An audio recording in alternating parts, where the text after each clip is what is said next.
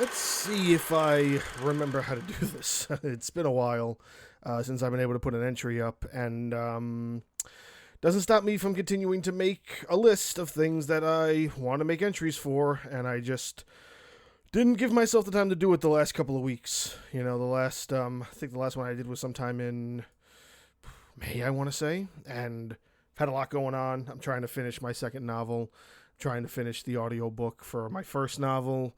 Try to find time to watch different things here and there, and continue my gaming channel, continue to just do everything that I try to put on my plate while also being, a father, full-time job, all that good stuff. Everybody goes through it a little bit, especially when it comes to hobbies they try to do and things they are passionate about and things they enjoy a lot of. I just recently added something else to my plate. I am restarting one of my older YouTube channels, something I tried a couple of years ago, and it was becoming a little hard to maintain because I am one person and I can only do so much. But I am resurrecting If Flicks Could Talk. That channel has been created, but there is no content yet. I'm working on the script for the first video. I'm kind of looking to make it more documentary style, so that's going to be fun.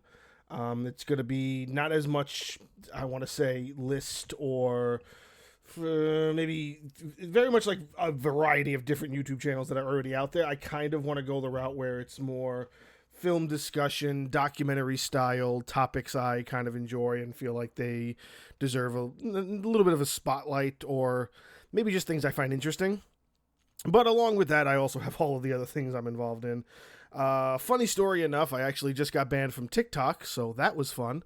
Lost a lot of videos I was doing for that, a lot of things that were film based, and a lot of videos that I made for the podcast as well as creating a lot of gaming clips and movie clips and working with that style, that short form style, and creating content to kind of build that channel. And I got it pretty far, and then I guess I posted one thing that they just didn't like, and I think it was a scene from Marvel's Punisher, the John Berthnall version of Punisher from Netflix.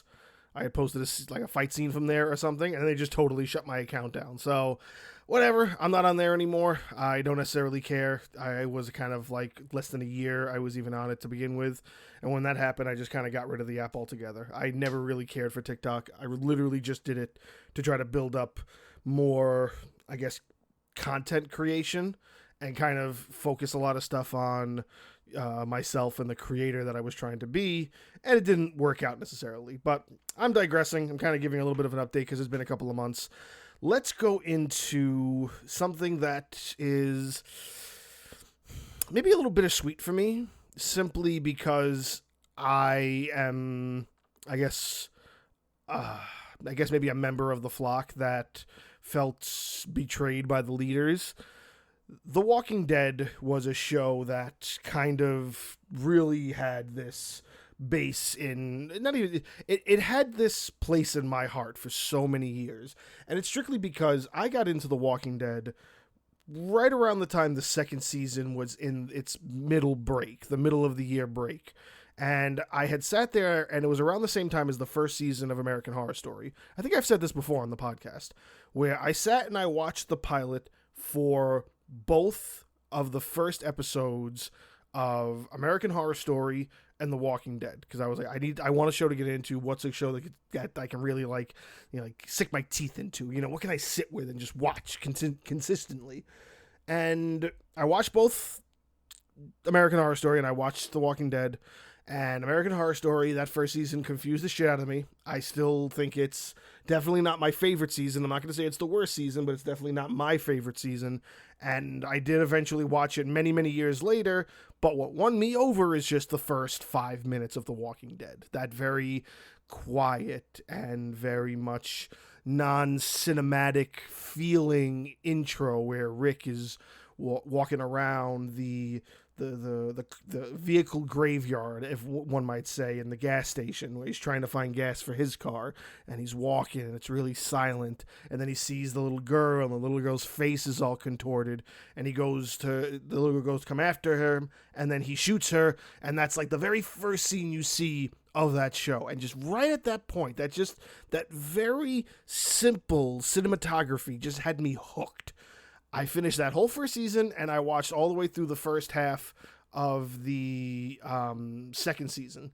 Now, after the first half of the second season, I really wanted more, so then I got into the comics. And by that point, the comics were, I think, 40 issues deep, maybe 60 issues deep at that point in time. I'm trying to think of how many I actually was able to read at that point. And I kept up with the comics as I was keeping up with the show. So I'd watch every new season, and I would read all the comics, keep it flowing. I was always the Walking Dead guy for a couple of years because I knew a lot of the information about the Walking Dead simply because I went really hardcore into the comics, and I went really hardcore into the Walking Dead lore, and it struck me every time that they made changes, even if it made sense to me, if it didn't make sense to me, because I understood one thing, and one thing that was simple. The fact that this show was on AMC is a little bit of a tragedy, simply because if it was put on any other network, if it went to Starz or if it went to HBO, any of these places that have a little bit more leeway with what they can get away with it, The Walking Dead would be such a better show because they would be able to do a lot of the other storylines from the comics that they couldn't really translate that well to what AMC essentially is very basic cable. And yeah, they got a little bit more leeway later on down the line with characters like Negan, who was able to kind of be portrayed a lot like his comic counterpart, but still dumbed down for the basic cable audience. But then you look at a character like the Governor, and the Governor is very much different from the TV counterpart to the comic counterpart. Like, for those who aren't really that enthralled in it, but in the comics, Rick actually loses his hand. Nobody loses their hand the way Rick does until very much later on in the show when Eric loses his hand and it's replaced by this, metal hand that he can take off and turn into a mace. That's the only person that loses his hand to the extent that Rick loses his hand in the comic series. Now, how does Rick lose his hand? Well, he loses his hand at the mercy of the Governor because the second they meet the Governor, he's a brutal, sadistic psychopath. And they go there to try to make amends with him. Not make amends, but they're to try to, say, hey, we're a group. We're looking for more groups. We need help. And Governor's like, yeah, guess what? Give me your hand. Michonne's in the group now. I'm going to rape and beat up Michonne. I'm going to tie her up in this little dungeon I have. He's a real sadistic son of a bitch in the comics. And they couldn't translate any of that into the show, which was essentially the premise of the entire third and fourth season, that it just got left in the dust because they couldn't do anything. They literally could not do 100% the Governor, but they did a little bit of it, and what they did do was worth it. I do know that there is some backstory they give the Governor, which I think might be explored a little bit more in the Walking Dead novels, which I never did finish. There's 5 of those Walking Dead novels. I believe the majority of them focus on the story of the Governor. If not all, at least one of them does. Focuses on the story of the Governor prior to being the Governor of the area he's the Governor for, and I can't remember what the name of that area is off the top of my head, but that's where they kind of get, I think, a little bit of his backstory that they portray in the show. Now, why am I doing an entry on this now? Well, simply because I remember hearing back over the summer of 2022 about how it was finally coming to an end. And for me, I was the person who it ended when Andrew Lincoln felt that he had to go and spend more time with his family, and then he exited the show as Rick Grimes. For me, that's when it ended. Because the central point of the Walking Dead comics is and always will be the Grimes family. For those who don't know much of the story's comics, it starts off exactly how the show does. There are vast things that are different, and those differences, mainly a couple of them that I've kind of already mentioned, are the fact that Rick and Carl are alive for the entirety of the series. There are 100 and I believe 93 issues of the series, and it goes all the way through with Rick and Carl being alive. The only difference is the ending of the comics in comparison to the ending of the show, simply because the ending of the show isn't its natural ending. They have a bunch of spin-offs, which is another reason I felt that this kind of deserved to be talked about, because when I was hearing about the spin-offs, I was like, oh, that's right. The Walking Dead ended. I'm 2 seasons behind. Maybe I should finish it. Like, I felt so into this that I just dropped off 3 years ago, and I was just really feeling like maybe I should give it its due diligence. Like, The Walking Dead was such a big part of my life. When I first started writing blogs and movie reviews on Blogger and on Medium, and I was doing articles for this website called Movie Pilot, which eventually became creators.co, I was writing all about The Walking Dead.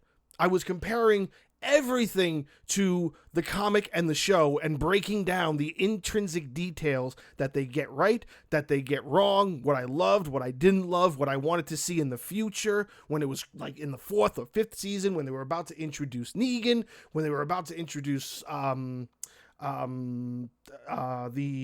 the Terminus people, who are sort of related to a small volume in the comics, which were the Hunters. They were cannibals, but they made them bigger in Terminus, and in the comics they were kind of smaller. So I wanted to talk about all of that stuff, so it's really where my passion for doing all this comes from. So I had to revisit The Walking Dead, and tell you the truth, I started from the beginning.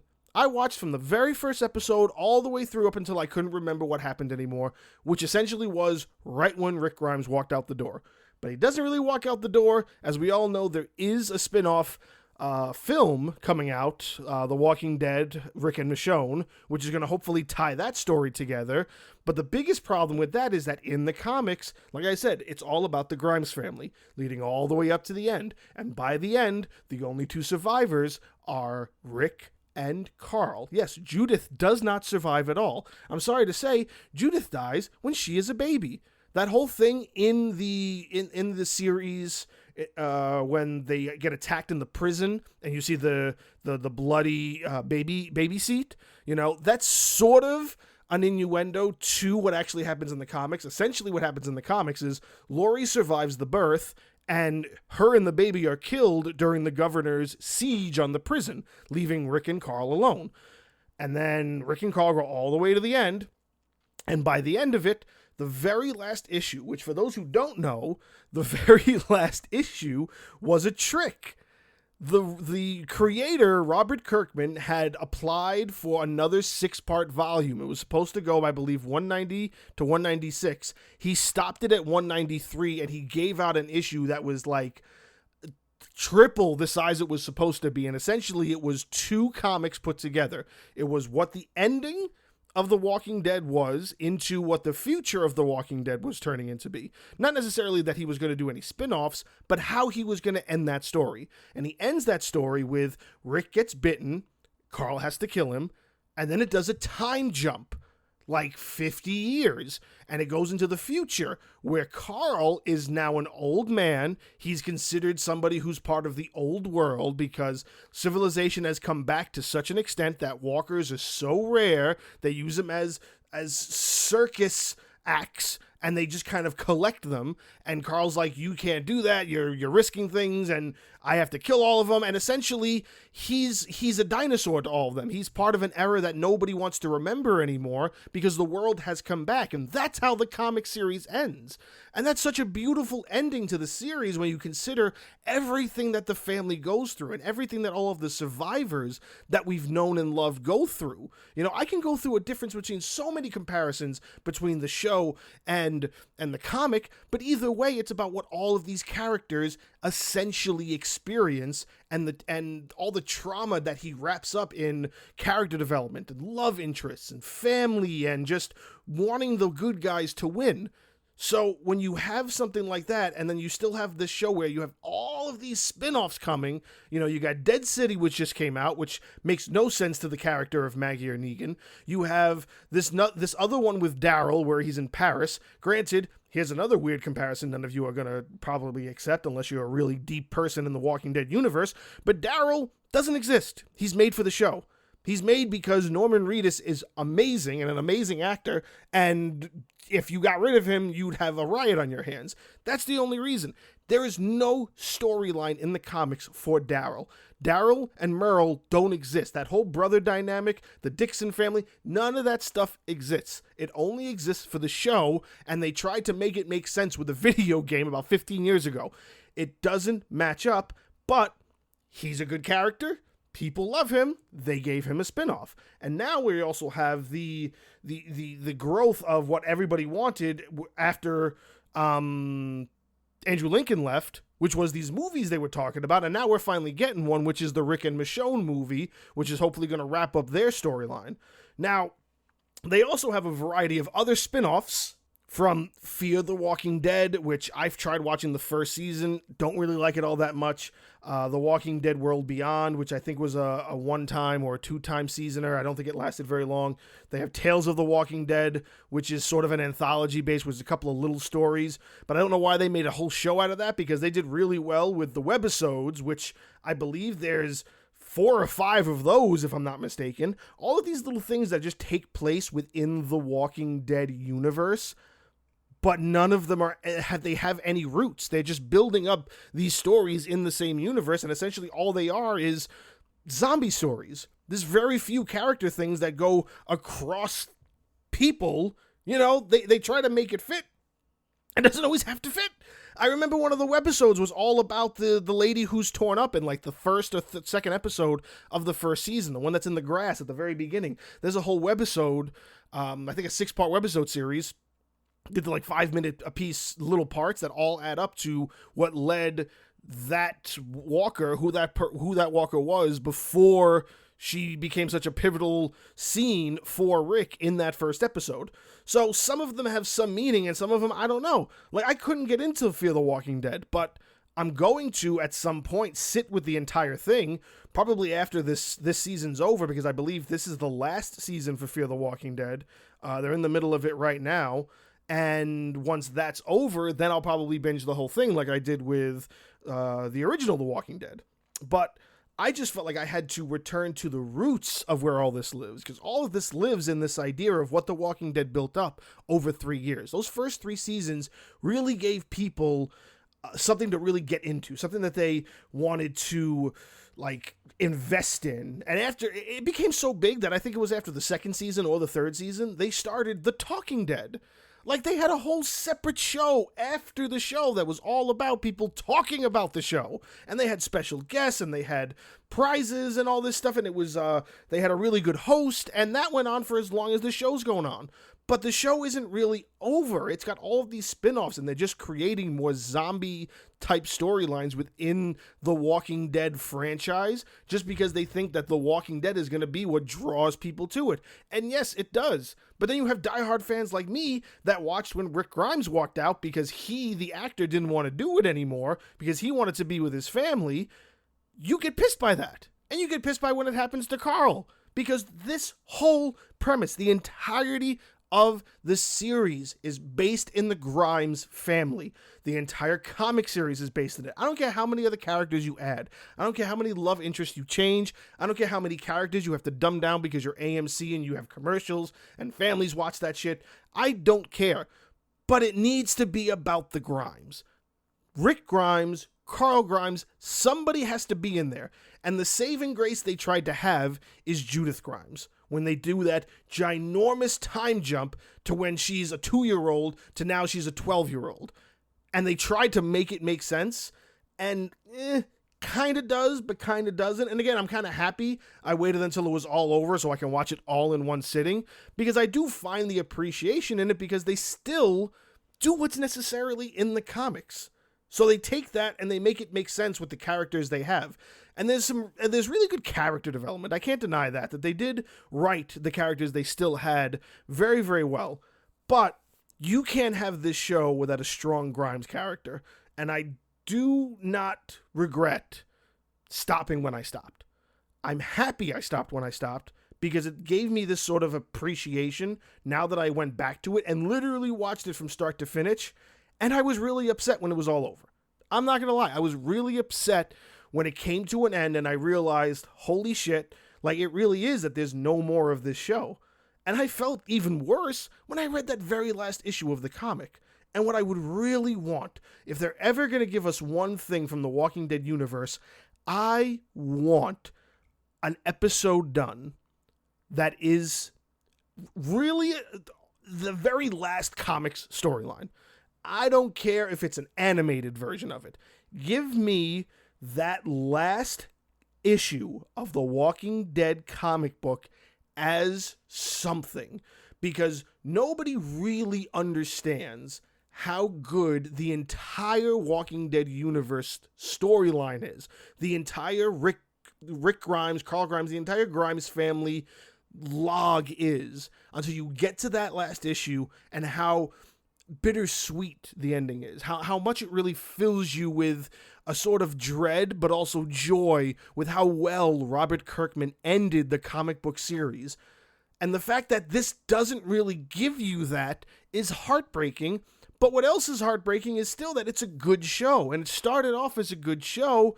And those last 4 or 5 episodes, when they're doing all of those flashbacks and they have these things that highlight the group as they went on through the years, it's upsetting when you see all that and you realize the show's no longer on.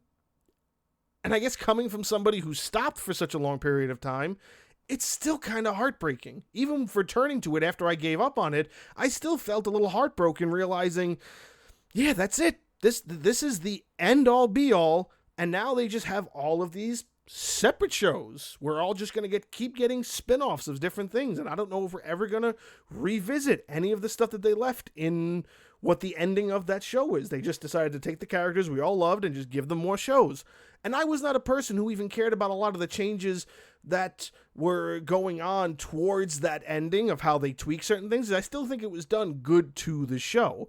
But there were still things like when Maggie left for a whole half a season, and then when Michonne left for a whole half a season, like we're getting rid of so many characters that you didn't really want to kill off in case you wanted to continue it, but then you get pissed because you're like, where the fuck are these people?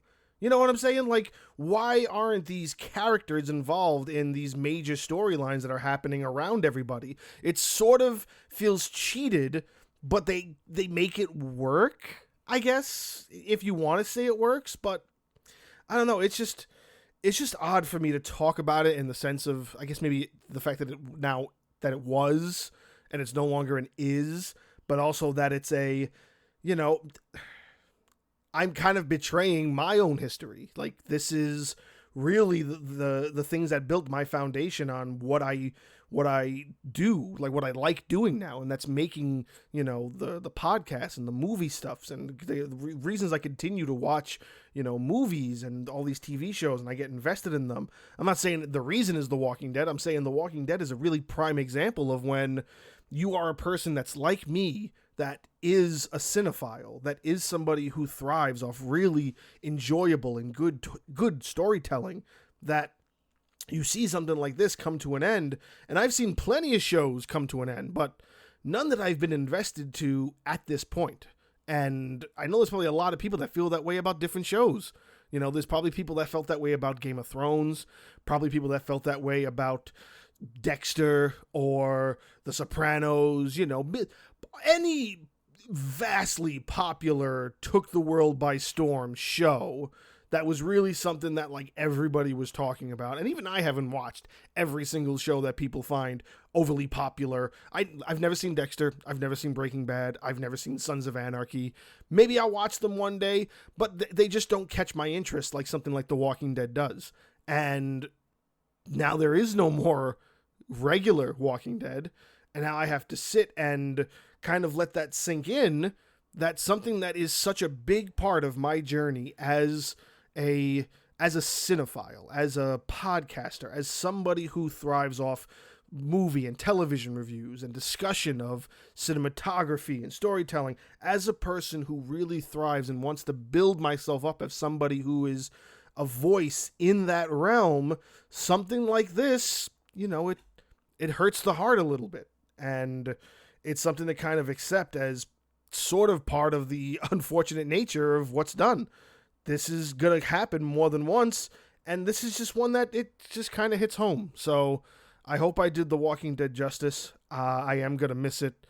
I'm looking forward to the Rick and Michonne movie. I will eventually sit through Fear, World Beyond, Tales, then Dead City and Daryl Dixon. I don't know what else they're going to be doing with this universe, but I will make it a point to try to keep it in my eyesight and keep my eyes on it to still pay my dues to the things that I've kind of helped me grow.